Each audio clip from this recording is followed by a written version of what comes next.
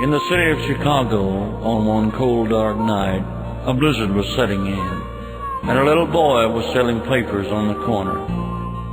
The people were passing him by, trying to get home and out of the cold. And it was so cold, and he wasn't selling any papers, so he went up to a policeman and said, "Sir, you wouldn't happen to know where a poor boy could get a warm place to sleep tonight, would you? You see, I sleep in a box around the corner, just down the alley, and it gets awful cold in there at night. It sure would be nice to have a warm place to stay." The policeman looked down at the little boy and said, "Just go down the street to that big white house and knock on the door. When they come to the door, say John 3:16, and they'll let you in." So he did like he was told and went up and knocked on the door, and a lady answered the door, and he looked up and said, "John 3:16, and she smiled and said, "Come on in, son." And she took him and set him down in an old split-bottom rocker in front of a big old fireplace, and then she went away. As he sat there a while, he wondered to himself, John 3:16, I don't understand it, but it sure does make a cold boy warm. Later she came back and asked him, "Son, are you hungry?" And he said, "Well, just a little. I haven't eaten in a couple of days. I guess I could stand a bite to eat." So she took him into the kitchen, and she set him down at a table full of wonderful food. He ate until he couldn't eat anymore, and he sat there wondering to himself, John 3:16, I still can't understand it, but it sure makes a hungry boy full. Then she took him upstairs to a bathroom with a big old bathtub filled with warm water. As he soaked, he thought to himself, John 3:16, I don't understand it, but it sure makes a dirty boy clean.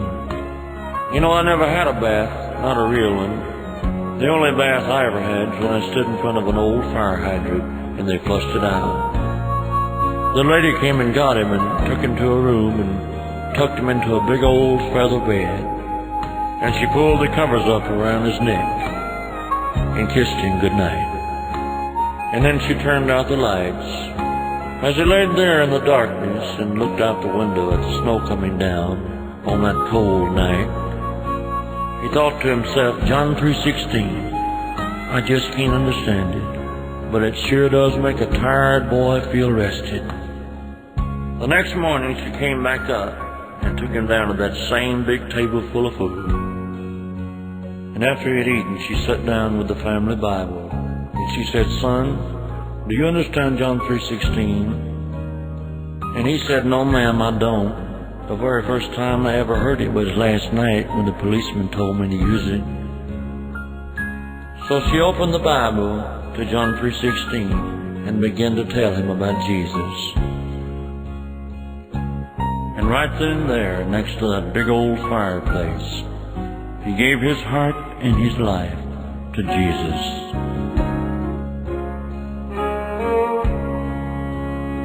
And as he sat there, he thought to himself, my, John 3:16, I don't understand it, but it sure does make a lost boy feel safe. You know, I have to confess, I don't understand it either, how God would be willing to send His Son to die for me, or how Jesus would be willing to do such a thing. I don't understand it either, but it sure does make a life worth living.